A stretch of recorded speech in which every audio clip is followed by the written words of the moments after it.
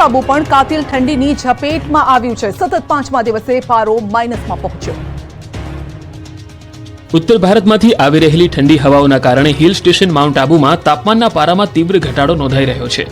Mount આબુમાં સતત 5મા દિવસે તાપમાન માઇનસમાં નોંધાયું હતું। હાલમાં આબુ શહેરમાં -2 ડિગ્રી તો ગુરુ શિખર અચલગઢમાં -5 ડિગ્રી સુધી પારો ગગડ્યો હતો।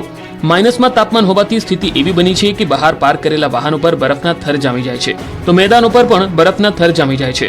તો આબુ પર્વતના તાપમાનમાં ઘટાડો થતા ગુરુ શિખર અચલગઢ કુમ્હારવાડાની જમીન અને ઘાસ પર બરફની ચાદર બની ગઈ છે। સૌથી ઊંચા પહાડની ચોટી ગુરુ શિખર પર પણ બરફ જામી ગયો છે। આ રોમાંચક નજારો જોવા માટે પ્રવાસીઓ પણ અહીં આવી રહ્યા છે। ભારે ઠંડીથી જનજીવન પર ભારે અસર પડી રહી છે। ગુજરાત સહિત અન્ય રાજ્યોમાંથી માઉન્ટ આબુ પહોંચેલા પ્રવાસીઓને કાશ્મીર મનાલી જેવો અહેસાસ આબુમાં થઈ રહ્યો છે। અમદાવાદની એક શાળા વિવાદમાં। ગ્રીન કલરનું સ્વેટર પહેરવા માટે દબાણ કરાતો હોવાનો આક્ષેપ। રાજ્ય શિક્ષણ વિભાગની અવારનવાર સૂચનાઓ છતાંય શહેરની કેટલીય શાળાઓ હજુ સુધરવાનું નામ નથી લઈ રહી। અમદાવાદ શહેરના ગોતા વિસ્તારમાં વસંતનગર ટાઉનશીપમાં આવેલી પ્રેમ સ્કૂલમાં વિદ્યાર્થીઓને ફરજિયાતપણે ગ્રીન કલરનું સ્વેટર પહેરવા માટે દબાણ કરાયું છે તેવો વાલીઓનો આરોપ છે। આ શાળામાં પ્રાથમિક વિભાગમાં અભ્યાસ કરતા કેટલાક વિદ્યાર્થીઓ અને વાલીઓનો દાવો છે કે શાળા દ્વારા જો અન્ય કલરનું સ્વેટર પહેરીને આવે તો તેમને પ્રવેશ નથી અપાતો। એટલે કે શાળા દ્વારા નક્કી કરાયેલા ગ્રીન કલરના સ્વેટર જ ફરજિયાતપણે પહેરવા માટે બાળકોને મજબૂર કરવામાં આવે છે, જેના કારણે વાલીઓમાં રોષ છે। આસપાસના વિસ્તારમાં ગરીબ અને મધ્યમ વર્ગના વિદ્યાર્થીઓ અહીં અભ્યાસ કરે છે। શાળા દ્વારા જે ફરજિયાતપણું કરવામાં આવે છે એ વ્યાજબી ન હોવાનું વાલીઓ કહી રહ્યા છે, કારણ કે શાળાની ફીની સાથે શાળા દ્વારા જે સ્વેટર કહે છે તે પરવડે તેમ નથી। બીજી તરફ આ મામલે શાળા સંચાલકોનું કહેવું છે કે કોઈપણ પ્રકારનું દબાણ એ ફરજિયાતપણું નથી, પરંતુ ગ્રીન કલરનું સ્વેટર પહેરીને આવવું જોઈએ। જો કે દબાણ નથી કરવામાં આવ્યું તેવું કહીને શાળાએ બચાવ કર્યો। શિક્ષણ સુવિધાના દાવા પોકળ। ભર શિયાળે 300 બાળકો ખુલ્લામાં અભ્યાસ કરવા મજબૂર। પાટણના રાધનપુરના પ્રેમનગર ગામમાં 8 વર્ષ બાદ પણ શાળામાં નવા ઓરડા નથી બન્યા, જેના કારણે 300 બાળકો ખુલ્લામાં અભ્યાસ કરવા મજબૂર બન્યા છે। વર્ષ 2016માં જર્જરિત ઓરડા પાડી દેવામાં આવ્યા હતા અને ત્યારબાદ શાળામાં માત્ર 2 જ ઓરડા હોવાનું સામે આવ્યું છે। માત્ર 2 જ ઓરડા હોવાથી વિદ્યાર્થીઓને 2 પાળીમાં બોલાવવામાં આવે છે। નવા ઓરડા માટે વારંવાર રજૂઆત છતાં નિરાકરણ નથી આવ્યું। ત્યારે વાલીઓ સાથે બાળકો પણ કહી રહ્યા છે કે અમારે કાતિલ ઠંડીમાં ખુલ્લામાં બેસીને અભ્યાસ કરવો પડે છે। ઉનાળામાં ધોમ ધકતા તાપમાં ગરમી સહન કરવી પડે છે, જ્યારે કે ધોધમાર વરસાદમાં અમારે ઘરે બેસી રહેવાનો વારો આવે છે। ખાસ વાત તો એ છે કે જર્જરિત ઓરડા હોવાથી 2016થી પાડી દેવામાં આવ્યા, પરંતુ 8 વર્ષ થયા તેમ છતાં આ લોકોને ન તો નવી શાળા મળી ન ઓરડા મળ્યા। વડોદરામાં ખરું થયું। સ્થાનિક લોકોએ જ બ્રિજ બનાવવાની ના પાડી દીધી। વડોદરામાં સમા બ્રિજના વિવાદ બાદ ભાયલી અને વાસણા ખાતે બનતા બ્રિજને લઈ વિવાદ સામે આવ્યો। સ્થાનિક લોકો સહિત ધારાસભ્ય દ્વારા પણ બ્રિજ ન બનાવવા રજૂઆત કરવામાં આવી। લોકો કહી રહ્યા છે કે વાસણા રાણેશ્વર ચોકડી પાસે બ્રિજની કોઈ જરૂરિયાત નથી। નાના મોટા દબાણો હટાવી દેવામાં આવશે તો પણ ટ્રાફિક સમસ્યા તો હલ થઈ જ જશે, અને જો બ્રિજ બનાવવામાં આવે તો વેપારીઓને પણ મોટા પાયે નુકસાનની ભીતિ સેવાઈ રહી છે। આથી લોકોએ પોતાના કોમ્પ્લેક્સ બહાર રાજકીય પક્ષોને વોટ નહીં આપવામાં આવે તેવા બેનરો લગાવી વિરોધ કર્યો છે। આ સાથે ધારાસભ્યએ બ્રિજ ન બનાવવામાં આવે તેવી રજૂઆત કરી। ત્યારે કમિશનરે તમામની રજૂઆતો ધ્યાનમાં લઈ જણાવ્યું હતું કે અમે વધુ અભ્યાસ કરીશું, જરૂર જણાશે તે પ્રકારની કાર્યવાહી કરવામાં આવશે। અચાનક જ બદલી કરાતા મોરબીના 7 શિક્ષકો ચિંતામાં। હાઈકોર્ટના દ્વાર ખખડાવ્યા। મોરબી જિલ્લાના 7 શિક્ષકોની એકાએક બદલી કરી દેવાતા શિક્ષકોએ હાઈકોર્ટના દ્વાર ખખડાવ્યા। શિક્ષકોનું કહેવું છે કે મોરબી જિલ્લો અસ્તિત્વમાં આવ્યો ત્યારે આ શિક્ષકોને વિભાજન કેમ્પનો લાભ આપ્યો હતો। તે સમયે શિક્ષકોએ મોરબી જિલ્લો પસંદ કર્યો અને વર્ષ 2016માં તમામ 7 શિક્ષકોની બદલી થઈ હતી। છેલ્લા 8 વર્ષથી આ શિક્ષકો મોરબી જિલ્લામાં ફરજ બજાવી રહ્યા છે, પરંતુ ડિસેમ્બર 2024માં આ શિક્ષકોની બદલી કરી દેવામાં આવી। એટલું જ નહીં, 2016ની બદલી ભૂલથી થયેલી હોવાનું જણાવાયું હતું, જેને લઈ શિક્ષકોએ હાઈકોર્ટમાં ધા નાખી કેટલાક સવાલ ઉઠાવ્યા। શિક્ષકોએ કહ્યું ભૂલથી થયેલી બદલી હતી તો ઉપરી અધિકારીઓએ મંજૂર કેમ કરી હતી। સાથે જ શિક્ષકોએ કહ્યું કે છેલ્લા 8 વર્ષથી તેઓ મોરબી જિલ્લામાં સ્થાયી થયા છે। તેમના સંતાનોને બોર્ડની પરીક્ષાઓ પણ આવી રહી છે, ત્યારે બદલીને કારણે તેમના પરિવારનું જીવન પણ અસ્તવ્યસ્ત થાય તેવી શક્યતાઓ છે। ત્યારે તેમની આ બદલી રોકી દેવામાં આવે અને તેમને મોરબી જિલ્લામાં જ કામ કરવા દેવામાં આવે તેવી શિક્ષકોની માંગ છે। 15 દિવસમાં રજૂઆત ધ્યાને નહીં લેવાય તો આંદોલન કરીશું। સુરતમાં રહીશોએ લોહીથી પત્ર લખી રજૂઆત કરી। સુરતમાં રહીશોએ લોહીથી પત્ર લખી રજૂઆત કરી અને ઉકેલ નહીં આવે તો આંદોલનની ચીમકી પણ આપી। વરાછાની જનતાનગર સોસાયટીના રહીશોએ કલેક્ટરને લોહીથી લખ્યો પત્ર।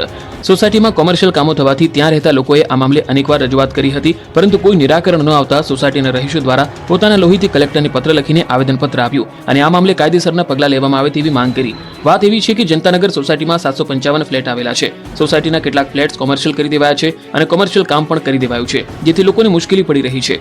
રહેણાંક વિસ્તારમાં મશીનો મૂકીને કામ કરવામાં આવી રહ્યું છે, જેના પગલે સ્થાનિકોએ વિરોધ નોંધાવ્યો. સ્થાનિકોએ આ મામલે અનેક વખત રજૂઆત કરી હતી, પરંતુ કોઈ જ રજૂઆત ધ્યાનમાં લેવામાં આવી નથી, જેથી સોસાયટીના રહીશોએ કંટાળી પોતાના લોહીથી પત્ર લખી સુરતના કલેક્ટરને આવેદનપત્ર આપ્યું. સ્થાનિકોએ કહ્યું કે જો 15 દિવસમાં અમારી રજૂઆતોને ધ્યાનમાં લઈ કોઈ નિર્ણય લેવામાં નહીં આવે તો અમે ગાંધી ચિંધ્યા માર્ગે આંદોલન કરીશું. ભર શિયાળે આંબા પર આવી કેસર કેરી. તાલાલામાં આંબા પર ઝૂમી રહ્યો છે કેરીનો જથ્થો. સામાન્ય રીતે કેસર કેરી ઉનાળામાં પાકતી હોય છે અને ડિસેમ્બર-જાન્યુઆરી મહિનામાં કેસર કેરીના બગીચાઓમાં ફ્લાવરિંગ આવતું હોય છે, પરંતુ ગીર સોમનાથના કેટલાક વિસ્તારોમાં ઉલટી ગંગા જોવા મળી. કેસર કેરીનો ગઢ ગણાતા તાલાળા ગીરના એક મેંગો ફાર્મમાં ભર શિયાળે કેસર કેરીનું આગમન થયું છે અને 2-4 કેરી નહીં, પરંતુ 4 મણ એટલે કે 80 કિલો જેટલી કેસર કેરી આ બગીચામાં ઝૂલી રહી છે. જોકે સામાન્ય રીતે કેરી માટે ચોમાસામાં ફ્લાવરિંગ થયું હતું, જે ચોમાસા દરમિયાન ખરી પડતું હોય છે, પરંતુ એવું ન થતા આ ફ્લાવરિંગ રહી જતા આખરે ભર શિયાળે જગવિખ્યાત કેસર કેરી ઝાડ પર લટકતી જોવા મળી રહી છે. આંબા પર ઝૂલી રહેલી કેરીના આ દ્રશ્યો તાલાલાના ખેડૂત ઉદયભાઈની આંબાવાડીના છે. તેઓ કેસર કેરીનો 30 વીઘાનો બગીચો ધરાવે છે, જેના બગીચાઓમાં ચોમાસા દરમિયાન અનેક આંબા પર કેસર કેરીનું ફ્લાવરિંગ થયું અને હવે તેમાં મોટી કેરી પણ આવી છે. ખેડૂતનું કહેવું છે કે બિનમોસમ કેરી આંબા પર આવી છે અને અમે 4-5 બોક્સ કેરી લણી પણ લીધી છે.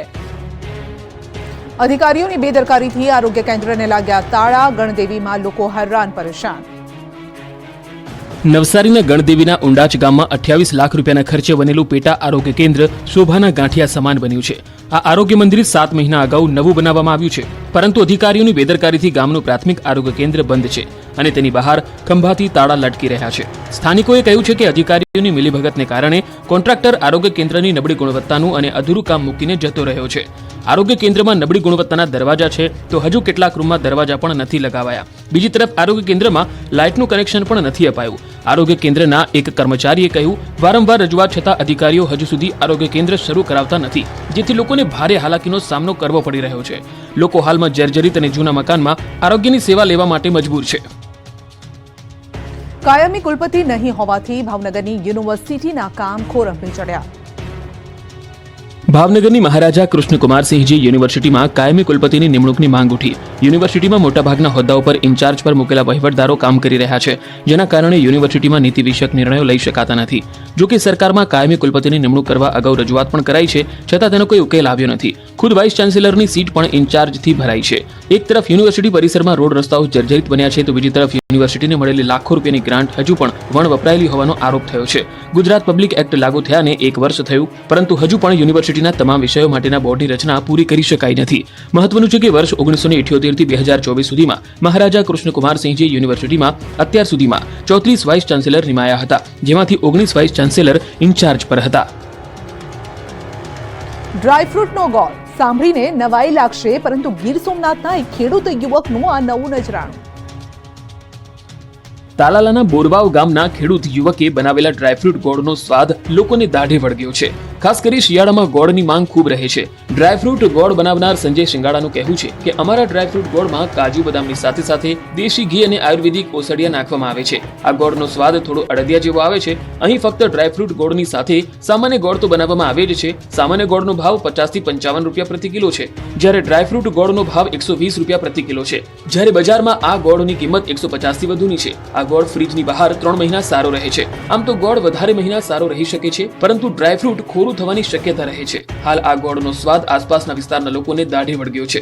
શિયાળામાં આ ગોળની ખૂબ માંગ વધારે રહે છે. ઓલિમ્પિક 2036ની તૈયારીના ભાગરૂપે નડિયાદમાં પ્રજ્ઞાચક્ષુઓ માટે યોજાશે ચેમ્પિયનશિપ. નડિયાદમાં પ્રજ્ઞાચક્ષુ ખેલાડીઓ માટે રમતગમતની સૌથી મોટી ચેમ્પિયનશિપ યોજાશે. 14 થી 16 ડિસેમ્બર દરમિયાન 23મી national athletics championship for the blind યોજાશે. અત્યાર સુધી આ ચેમ્પિયનશિપ દિલ્હીમાં યોજાતી હતી. ઓલિમ્પિક 2036ની તૈયારીના ભાગરૂપે પ્રથમ વખત આ ચેમ્પિયનશિપ નડિયાદમાં યોજાઈ રહી છે. સ્પર્ધામાં 19 રાજ્યોના 175 સ્પર્ધકો ભાગ લેશે. ગુજરાતના 22 ખેલાડીઓ ભાગ લેશે, જે ફૂટબોલ, કબડ્ડી અને જુડો સહિતની સ્પર્ધામાં ભાગ લેશે. ઇન્ડિયન બ્લાઇન્ડ સ્પોર્ટ્સ એસોસિએશન દ્વારા આ સ્પર્ધાનું આયોજન કરાયું છે. ચેમ્પિયનશિપમાં 246 પુરસ્કારો દ્વારા દેશના ખેલાડીઓને પ્રોત્સાહિત કરવામાં આવશે. સીએમ ભૂપેન્દ્ર પટેલે આજે ગાંધીનગરથી સુરત સુધીની યાત્રા વંદે ભારત ટ્રેનમાં કરી. આ પ્રવાસમાં તેમની સાથે મંત્રી મુળુભાઈ બેરા પણ હાજર રહ્યા. મંત્રીને બોલાવ્યા પણ ડોક્ટર સાહેબ ના આવ્યા અને 10 કલાક દર્દીઓ રઝળ્યા. સુરતની ઘટના. 10 કલાક સુધી રઝળ્યા લાભાર્થીઓ, છતાં સાંજ સુધી ડોક્ટરને સમય જ ન મળ્યો. પરિણામ એ છે કે હંગામી ઘોડિયા બનાવીને બાળકોને છાના રાખવાનો પ્રયાસ કરી રહેલી મહિલાઓ 10 કલાકથી હેરાન પરેશાન છે. કડકડતી ઠંડીમાં ખુલ્લા આકાશ નીચે 10 કલાકથી આ મહિલાઓએ રઝળપાટ કરવો પડ્યો. આ દ્રશ્યો સુરતના ઉમરપાડાની રેફરલ હોસ્પિટલના છે, જ્યાં શુક્રવારે કુટુંબ નિયોજનના ઓપરેશન માટે લાભાર્થીઓને બોલાવવામાં આવ્યા. લાભાર્થીઓ તો સમયસર પહોંચ્યા, પરંતુ તબીબો આવ્યા જ નહીં. સવારે 8-9 વાગે આવી ગયેલા લાભાર્થીઓ સાંજે 6 વાગ્યા સુધી ભૂખ્યા અને તરસ્યા રઝળતા રહ્યા, છતાં તેમને દરકાર લેનાર કોઈ ન મળ્યાનો દાવો છે. લાભાર્થીઓ માટે કોઈ જ વ્યવસ્થા કરાઈ નહોતી. વિવાદ વધ્યા બાદ જિલ્લા આરોગ્ય અધિકારીએ ડોક્ટર સમયસર ન આવ્યાનો સ્વીકાર કર્યો અને ઘોડા નાસી ગયા બાદ તબેલાને તાળા મારવા જેવી વાત કરી. વડોદરામાં ભર શિયાળે ચોમાસા જેવા દ્રશ્યો સર્જાયા તો બનાસકાંઠામાં પાણી યોજનાનો ફિયાસ્કો. બનાસકાંઠાના થરાદમાં નહેરમાં પાણી છોડવાની યોજનાનો ફિયાસ્કો થયો. નેતાઓએ 6 દિવસ પહેલા નહેરમાં પાણી આપવાના વથામણા કર્યા. માત્ર 6 જ દિવસમાં નહેરો પાણી વિનાની ખાલીખમ જોવા મળી. મહત્વનું છે કે થરાદની સીપો પાઇપલાઇનમાંથી નહેરમાં 6 દિવસ પહેલા પાણી છોડાયું હતું અને ત્યારે ધારાસભ્ય પ્રવીણ માળી અને ભાજપના અન્ય આગેવાનોએ કરોડોના ખર્ચે તૈયાર થયેલ યોજનાના પાણીના વધામણા કર્યા હતા. હાલમાં ડીસા પંથકના 25 ગામના ખેડૂતોને પાણીની જરૂર છે, ત્યારે કેનાલો ખાલીખમ રહેતા ખેડૂતો સાથે પાણીના નામે માત્ર નાટક રચાયું હોવાની લોકમુખે ચર્ચા છે. આ તરફ વડોદરામાં પીવાના પાણીની લાઇનમાં ભંગાણ સર્જાયું. રાવપુરાના મચ્છી પેટ વિસ્તારમાં પાઇપલાઇનમાં ભંગાણ થતા 6 ફૂટ ઊંચા પાણીના ફુવારા ઉડ્યા, જેના કારણે હજારો લીટર પાણીનો વેડફાટ થયો. તંત્રની બેદરકારીના કારણે પીવાનું શુદ્ધ પાણી ગટરમાં વહી ગયું. એક તરફ નાગરિકોના પીવાના શુદ્ધ પાણી માટે વલખા છે, તો બીજી તરફ પાણીનો વેડફાટ થતા તંત્રની કામગીરી સામે સવાલ ઉભા થયા છે. નકલી ડોક્ટરનું હબ તો નથી બની ગયું. આરોગ્ય સાથે ચેડા કરતા વધુ 2 નકલી ડોક્ટરો પકડાયા. ડિગ્રી વગરના ડોક્ટરોનો સુરતમાં જાણે કે રાફડો ફાટ્યો છે. દિવસે ને દિવસે નકલી ડોક્ટરોના કારનામા ખુલી રહ્યા છે, ત્યારે લોકોના આરોગ્ય સાથે ચેડા કરતા વધુ 2 લોકો સુરતમાં પકડાયા. સુરતના વરાછામાં 2 નકલી ડોક્ટર ઝડપાયા. બંને તબીબો મેડિકલ ડિગ્રી વગર પ્રેક્ટિસ કરતા હતા. વરાછા પોલીસે નેચરો હર્બલ ક્લિનિક અને વગર ઓપરેશન નામના 2 ક્લિનિક પર રેડ કરી બોગસ ડોક્ટરોની અટકાયત કરી. પોલીસે જુગાલ વિશ્વાસ અને મિલન વિશ્વાસ નામના ફરજી તબીબોને ઝડપીને તેમની પાસેનો દવાઓનો જથ્થો કબજે કર્યો છે. બંને તબીબો મૂળ કલકત્તાના રહેવાસી હોવાનું ખુલ્યું. આ તબીબો ગુપ્ત રોગ, બાવાસીર, હાઇડ્રોશિયલ સહિતના રોગોની સારવાર કરી લોકોના આરોગ્ય સાથે ચેડા કરતા હતા. મહત્વનું છે કે સુરતના પાંડેસરામાં શ્રમિકોની ભોળપણનો લાભ ઉઠાવનારા 15 નકલી તબીબોની પોલીસે ધરપકડ કરી હતી. આ નકલી તબીબો શ્રમિકોની વસાહતમાં કોઈ પણ ડિગ્રી વિના દવાખાનું ચલાવતા. સુરત પોલીસ કમિશનરના આદેશથી ગેરકાયદેસર પ્રવૃત્તિ સામે પોલીસે લાલ આંખ કરી છે, જેને લઈને સુરત પોલીસ એસઓજી અને આરોગ્ય વિભાગની ટીમે સંયુક્ત રીતે દરોડા પાડ્યા હતા. ચંદનચોર ગેંગનો પર્દાફાશ. 2.5 કરોડના લાલ ચંદન સાથે 3 શખ્સો સકંજામાં. આંધ્રપ્રદેશથી લાવ્યા હતા ચંદન. પાટણમાં લાલચંદનના વેપલાનો પર્દાફાશ. આંધ્રપ્રદેશના સંદુપાલીમાંથી લાવ્યા 2.5 કરોડનું ચંદન. શાકભાજીની આડમાં ચંદન લાવ્યા, પરંતુ પકડાઈ ગયા. પાટણ, મહેસાણા અને બનાસકાંઠાના 3 પુષ્પા ઝૂકી ગયા. આંધ્રપ્રદેશમાં સંદુપાલી સાનીપાયા ફોરેસ્ટ રેન્જમાં ચંદનની ચોરી થતી હોવાની ફરિયાદ નોંધાઈ અને ત્યાંના આરોપીની પોલીસે અટકાયત કરી પૂછપરછ કરી તો સામે આવ્યું કે ગુજરાતના 3 ચંદનચોરને ચંદન આપ્યા હતા. ત્યારે આંધ્રપ્રદેશની પોલીસે ગુજરાત પોલીસનો સંપર્ક કર્યો. ગણતરીના સમયમાં જ આ 3 પુષ્પા ઝૂકી ગયા અને એક પછી એક ખુલાસા થવા લાગ્યા. એલસીબીએ પૂછપરછ કરતા એ પણ સામે આવ્યું કે આ ચંદન આંધ્રપ્રદેશમાંથી આઈસરમાં શાકભાજીની આડમાં લાવવામાં આવતા હતા. આ તમામ ચંદનનો જથ્થો હાજીપુર ગામ નજીક શ્રેય ગોડાઉનના 70 નંબરના ગોડાઉનમાં સંગ્રહ કર્યો હોવાનું સામે આવ્યું. આ ચંદન 1-2 લાખ નહીં, પરંતુ 4.5 ટન ચંદન આશરે 2.5 કરોડ રૂપિયાનું હોવાનું સામે આવ્યું. આ ચંદનચોર ગેંગે અન્ય કોઈ તસ્કરી કરી છે કે કેમ, અન્ય કોઈ ગુનાહિત પ્રવૃત્તિમાં સંડોવાયેલા છે કે કેમ, આ તમામ અંગે પોલીસે વધુ તપાસ હાથ ધરી છે. તસ્કરોએ તરખાટ મચાવ્યો. બનાસકાંઠા ભરૂચમાં ચોરી સીસીટીવીમાં કેદ. શિયાળાની ઠંડી વધતા જ તસ્કરો બેફામ બન્યા છે. બનાસકાંઠાના અમીરગઢમાં તસ્કરોએ તરખાટ મચાવ્યો. તસ્કરો એટલી હદે બંદાસ બની ગયા કે બજારમાં આવેલી સ્કૂલ નજીકથી કાર ચોરી કરી ગયા. રાત્રિ દરમિયાન તસ્કરો અંધારાનો લાભ લઈ બોલેરો કાર ચોરીને ફરાર થયા. કાર ચોરીની ઘટના સીસીટીવીમાં કેદ થઈ છે. બીજી તરફ સીસીટીવી ફૂટેજના આધારે અમીરગઢ પોલીસ મથકે જાણ કરવામાં આવી. આ તરફ ભરૂચના જીતાલી ગામમાં તસ્કરો ત્રાટક્યા. અયોધ્યાપુરમ સોસાયટીમાં તસ્કરોના આંટાફેરા સીસીટીવીમાં કેદ થયા. 4 થી 5 જેટલા તસ્કરોના આંટાફેરા સીસીટીવીમાં દેખાઈ રહ્યા છે. તસ્કરોનું ટોળું આવી ચડતા સ્થાનિકોમાં પણ ફફડાટ છે. મહત્વનું છે કે તાજેતરમાં જ બનાસકાંઠા રોડ પર તસ્કરે મહિલાના દાગીના સેરવી લીધા હતા. મહિલાના દાગીના ચોરી કરીને તેઓ ફરાર થઈ ગયા હતા. એક્ટિવા પર આવેલા શખ્સો દાગીના સેરવીને ફરાર થયા. મહિલા મંદિરે દર્શન કરીને ઘરે પરત ફરતી હતી અને તે સમયે જ એક્ટિવા પર આવેલા 2 શખ્સો મહિલા સાથે વાતચીતના બહાને દાગીના સેરવીને ફરાર થઈ જાય છે. ગુજરાતના મધદરિયે ખલાસીનું દિલ ધડક રેસ્ક્યુ ઓપરેશન, ઈજાગ્રસ્ત ખલાસીનો જીવ બચાવ્યો.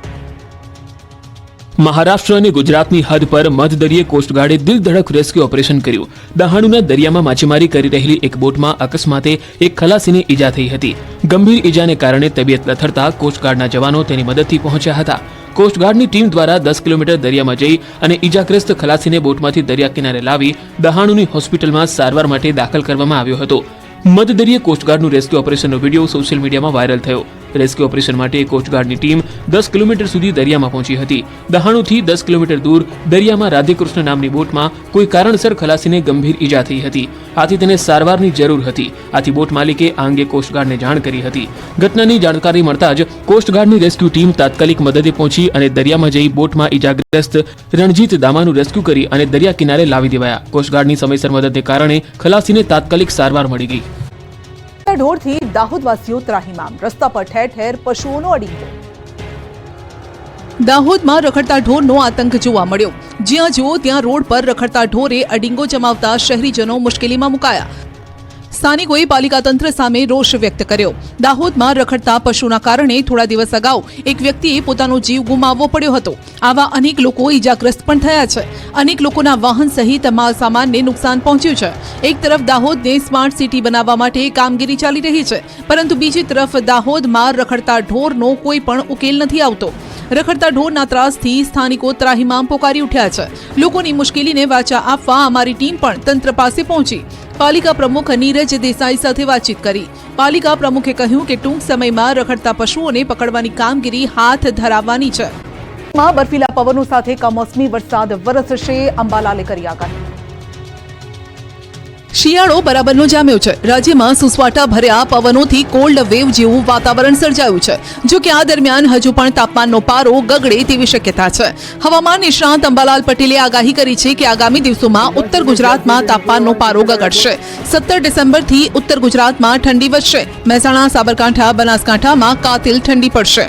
અંબાલાલે આગાહી કરી છે કે 16 થી 22 ડિસેમ્બરમાં બંગાળના ઉપસાગરમાં લો પ્રેશર સિસ્ટમ સક્રિય થશે, જેના કારણે ઠંડા પવનોના કારણે વાદળછાયું વાતાવરણ સર્જાશે.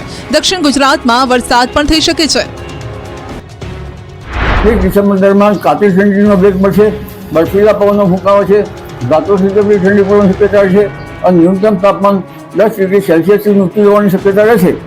આ ઉપરાંત લગભગ બંગાળ ઉપસાગરના જે લો પ્રેશર બનવાનું છે અને તેના કંઈક ભેજના કારણે આ ઉપરાંત જે વેસ્ટર્ન ડિસ્ટર્બન્સ આવી રહ્યા છે. કાતિલ ઠંડી તો બીજી તરફ પરેશ ગોસ્વામીએ કરી માવઠાની આગાહી. શીતલહેરના સુસવાટાએ રાજ્યમાં કાતિલ ઠંડીનો કહેર વર્તાવ્યો. કેટલાક દિવસથી રાજ્યના મોટાભાગના વિસ્તારો ઠંડીમાં ઠૂંઠવાયા. જો કે હાડ થીજવતી આ ઠંડી વચ્ચે હવામાન નિષ્ણાત પરેશ ગોસ્વામીએ ડરામણી આગાહી કરી છે. પરેશ ગોસ્વામીએ ડિસેમ્બરના અંતમાં હવામાનના પલટા સાથે માવઠાની આગાહી કરી. આગામી 21 થી 24 ડિસેમ્બર દરમિયાન દક્ષિણ ગુજરાત અને સૌરાષ્ટ્રમાં કમોસમી વરસાદ ખાબકી શકે છે. બંગાળની ખાડીની મજબૂત સિસ્ટમની અસર સૌરાષ્ટ્રના દરિયાકાંઠાના વિસ્તારમાં પણ થવાની શક્યતા છે. ડિસેમ્બરમાં પણ અમને લાગી રહ્યું છે કે કદાચ અમુક વિસ્તારને માવઠું અસર કરી શકે.